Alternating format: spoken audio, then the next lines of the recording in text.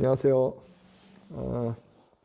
우리 오늘은 무주상보시에 대해서 내가 말씀을 좀 드릴게요. 이 무주상보시가 굉장히 어려운 말인데 이 무주상보시 때문에 저는 개인적으로 우리 불교가 굉장히 저급한 이야기가 많이 나오는 게 아닐까 생각을 많이 해요.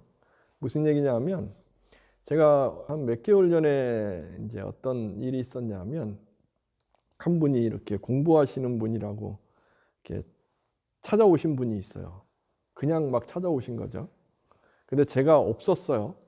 그래서 저는 오고 있었고 하면서 이제 통화를 이렇게 하게 됐는데 뭘 이야기를 하는데 저는 그걸 수긍할 수가 없으니까 그걸 설명을 막 했죠. 그래서 이건 이거라고 막 하고 있는데 그분이 저한테 하는 말이 본인은 걸림이 없기 때문에 아무런 뭐도 없고 아무리 그렇게 이야기해도 나는 아무렇지도 않다고. 그러면 대화가 안 되겠죠. 그죠? 무주상을 잘못 이해하면 그렇게 되는 거예요. 무주상이라는 게 아예 걸림이 없어. 그러니까 무주상보시라는 게 걸림없이 보시를 하는 거잖아요. 물론 그렇게 이해할 수도 있지만 다르게 생각하면 내가 보시를 하는데 걸림없이 보시를 해? 그럼 어떻게 보시를 하죠? 보시를 했다는 거 없이 보시를 해? 보시를 했다는 거 없이 보시를 한다는 게 말은 참 그렇듯하지만 다르게 이야기하면 이게 보신지 아닌지 아무것도 모르고 보시하는 거냐 이거죠. 그죠? 내가 보시를 했는데 보시했다는 거를 생각 안 해? 보시를 했는데 어떻게 보시했다는 걸 생각 안 할 수 있죠? 자기 합리화죠. 자기 합리화. 자기 편한 대로 살 수 있어 라는 이야기일 수도 있고 어떻게 다르게 이야기하면 또 다르게 이야기하면 이것이 악용될 수도 있는 거예요. 악용돼 가지고 누군가가 절에 와서 보시를 했어요. 보시를 이렇게 했다는 거는 절에 관심이 있는 거잖아요. 그래서 절에 대해서 이런저런 이제 이야기도 하고 이건 좀 아닌데요라고도 하게 되면 아이고 그런 거 이렇게 뭐 했다고 해서 그 마음 내는 거예요?라고 이야기를 들을 수도 있는 거예요. 그렇지 않을까요? 그죠? 무주상보시라는 것이 어떻게 보면 악용될 수도 있는 거고. 무주상보시라는 게 뭘까? 무주상보시라는 내용이 나오는 건 금강경에 나오잖아요. 금강경에. 그죠? 우리가 금강경을 공부했는데 금강경에서 이야기하는 건 내가 그렇게 했어. 그렇게 했다는 것 자체를 생각하지 마. 없는 거야. 라는 걸 이야기하는 게 아니에요. 금강경은 그걸 이야기하는 게 아니에요. 그럼 무엇을 이야기하는 걸까? 무엇을? 예를 들면 한번 보세요. 우리가 절에 이렇게 오셔요. 절에 오면 부처님 전에 우리는 좌복을 깔고 앉아서 절을 하죠. 그죠? 그리고 우리 절은 이렇게 불단이 있고 부처님께서 이렇게 앉아 계셔요.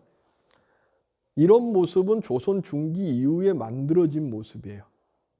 법당에 와서 법당이 마루가 돼 있고 좌복을 깔고 이렇게 앉는 것은 조선 중기.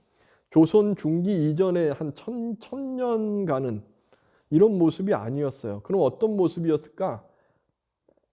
알 수 없지만 추정만 가능한 거예요. 어떻게 추정하느냐? 그때는 마루가 깔려 있는 게 아니고 전돌이라 그래서 보도블록 같은 게 깔려 있었어요. 그러니까 들어올 때 이렇게 버선발로 들어오는 게 아니에요. 그리고 들어와서 이렇게 아마 상 같은 걸 깔고 거기에 절했을까? 라고 추정되기도 하고 아니면 법당 자체는 못 들어왔을 거야 라고 추정할 수도 있어요. 법당 밖에서 이렇게 기도를 한 게 아닐까? 그래서 당이라는 것은 전과 다르게 뻥 뚫려 있는 공간을 당이라고 하기도 한다 그래요. 그래서 금당이 아니었을까 생각도 하고. 무슨 말씀이냐 하면 형식이라는 것은 시대에 따라 변해요. 그죠? 그거 우리가 상식적으로 다 알고 있어요. 그런데 형식이라는 것이 왜 필요할까? 형식이라는 게 있는 이유가 무엇일까? 서로 간의 약속이고 그 형식을 같이 지켜줌으로 해서 서로가 배려할 수 있고 서로가 감싸줄 수 있고 함께 할 수 있기 때문에 형식이 있는 거예요. 그런데 이걸 잘못 착각하면 형식에 얽매여서 이건 이거야 저건 저거야 하고 규정시킬 수 있는 거죠. 이 형식에 얽매여서 규정시키게 되면 이것이 집착이 되는 거고 이 형식 때문에 거기에 얽매여서 막 괴롭게 되는 고를 만들게 되는 거고 이 형식이 꼭 고정된 실체처럼 아트만에 빠지게 되는 거고 이것에 대해서 금강경은 계속 말씀하시는 거예요. 우리가 살아갈 때에 마루가 깔려 있건 전돌이 깔려 있건 어떤 형식이 있다는 건 질서를 지키고 우리 모든 사람들이 함께 살아가는 데에 편리하기 위해서 서로가 하는 약속인 건데, 약속인 걸 서로 알게 되면 그 상황과 조건에 따라서 형식이라는 것을 내가 서로 간에 배려하고 타협할 수 있겠죠. 알면. 그러니까 절에 오면 꼭, 제가 저번에 그런 말씀 드렸잖아요. 절에 오면 꼭 양말을 신고 와야 돼요. 우리는 양말을 신고 절에 온다는 게 당연하게 생각해요. 왜? 우리의 형식으로는 예의니까. 부처님 전에 올 때 예의상 양말을 신고 오는 거예요. 그러나 어떤 상황에 따라서는 양말을 못 신을 수도 있어요. 그것이 형식이란 걸 알면 못 신을 수 있는 것도 배려할 수 있어요. 그죠? 그렇잖아요. 그죠? 근데 그 형식이라는 것이 어떤 것, 즉 아트만, 고정된 실체, 여기서 이제 오는 거예요. 그렇게 꼭 해야 돼. 형식이 더 중요한 거야. 하게 되면 양말 안 신고 들어오면 야단치게 되겠죠. 왜 양말 안 신었어요? 이렇게. 그죠? 무엇이 옳은 것인가? 옳고 그름의 개념이 아니고 자기가 어떤 상에 잡히느냐 안 잡히느냐 여기 있는 거예요. 무주상 보시라는 개념도 여기 있는 거예요. 보시라는 상. 내가 보시를 했어. 보시는 이런 거야. 다 자기만의 보시에 대한 개념이 있거든요. 그것에 대해 딱 잡혀가지고 보시를 내가 이렇게 해야 되는데, 보시를 내가 얼마 해야 되는데 나는 못해요. 그럼 괴롭잖아요. 거기다가 또 보시를 받는 주체인 제가 봉투에 두껍게 넣으세요. 그래야 복이 많아요 라고 이야기한다 그러면 저는 봉투가 보시고 두터움이고 보시고 두터움이고 복이라는 것으로서 저는 고정시키는 거잖아요. 그러면 저는 옳지 않겠죠. 그죠? 보시는 보시예요. 그럼 보시는 어떻게 해야 될까요? 마음으로 하는 거죠. 그죠? 마음으로 하지만 보시라는 것을 지금은 형식이 어떤 것을 형식화되어 있죠? 돈이라는 것으로.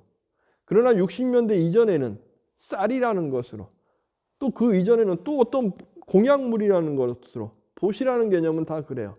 그래서 보시라는 것은 개념이 다 달라요. 오시는 분들께 편하게 해드리는 것도 보시일 수 있고, 부처님의 전에 와서 부처님 전이 아주 무언가가 이렇게 좀 청소를 해야 되는데 청소하는 것이 보시일 수도 있고, 그죠? 그것이 무주상이에요. 무주상. 그것이 무주상이에요. 그 보시를 할 줄 아는 것.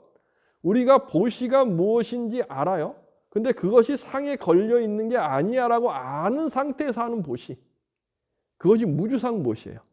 그러면 그 보시를 할 때 그 보시가 복덕이 있어요 라는 걸 아나요 모르나요? 어떤 분이 댓글에 그런 말을 하셔요. 보시 지극하게 해서 복 많이 받으셔야 됩니다 라고 했더니 보시를 왜 복을 원하고 하냐고. 보시를 복을 원하고 하지 않으면 보시인가요? 보시는 복이 있기 때문에 하는 거예요. 그러나 복이라는 상, 복이라는 욕심, 복이라는 한계에 걸리지 않고 아는 거지.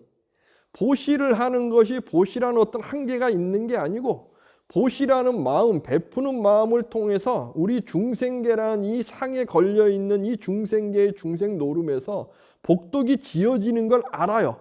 알고 있으나 나는 거기에 얽매이지 않아요. 거기에 할 수 있는 보시. 그러면 보시가 복이 있는 걸 아는 거죠. 그 복에 얽매이지 않을 거 아니에요. 그죠? 불교는 이걸 이야기하는 거예요. 이 보시. 무주상이란 상에 걸려있지 않는 보시, 그러나 보시가 무엇인지는 이해하고 있는 것. 그래서 금강경에 핵심적으로 말씀드리잖아요.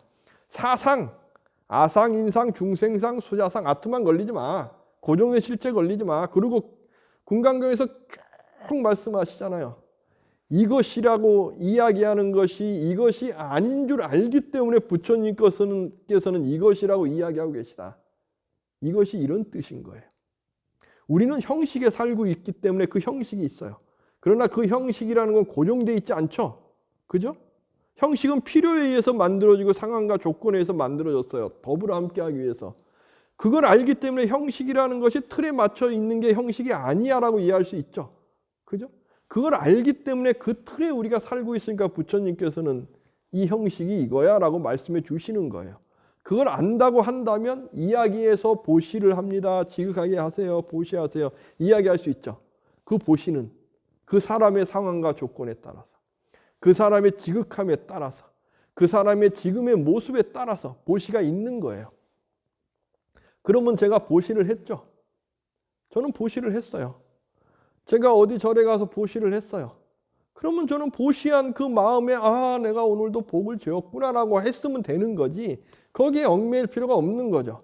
보시를 했는데 복 지은 것도 없이 나 보시한 것까지 까먹고 보시를 해요. 그게 무슨 도인의 경지처럼 이야기를 많이 해요. 그건 도인이 아니에요. 착각하는 거지.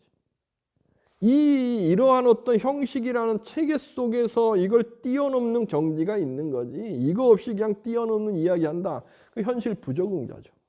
불교는 형식 부적응자를 만드는 게 아니에요. 보시라는 건 그런 개념이 아닌 거예요. 내가 보시는 지극하게 내 상황과 조건에 하는 거예요. 그것이 돈일 필요도 없는 거예요.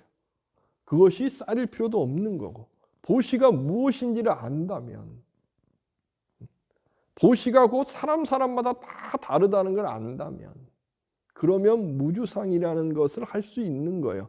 상에 걸리지 않는 무상의 보시, 무주의 보시. 이걸 이렇게 구분해서 보시하니까 더 이해가 되긴 되네요. 무주, 무상, 보시. 아하. 그것이 불교의 멋이에요. 불교의 멋이라는 건 여기에 있어요. 이걸 정말 좀 이렇게 하찮게 수준 낮게 이야기 안 했으면 좋겠어요. 무주상 그러니까 걸림없어. 그래서 난 걸림없어. 나만 걸림없으면 뭐예요? 많은 분들이 지금 걸려 있는데 그 사람 걸림없는 모습 때문에. 그래서 우리는 흔히 이야기하잖아요. 또라이라고. 또라이가 뭐예요? 본인은 기가 차서 다니는데 사람들에겐 걸리게 만드는 거, 마음 걸리게 해서 귀찮게 만들고 괴롭게 만드는 거, 또라이잖아요. 그럼 무주상한다고 착각하는 도인인데 사람들에겐 또라이인 거죠. 그걸 이야기하는 게 아니다, 불교가. 맞춰줄 줄 아는 것. 부처님처럼. 이것이 아닌 걸 아니까 이것이라고 해줄 수 있는 것. 그것이 도인인 거죠. 그것이 불교에서 이야기하는 최고의 보시인 거고, 그것이 무주상 보시인 거예요. 이것을 잘 이해하시기 바랍니다. 무주, 무상, 보시. 이게 구분해서 이해하니까 더 이해가 잘 되기도 합니다.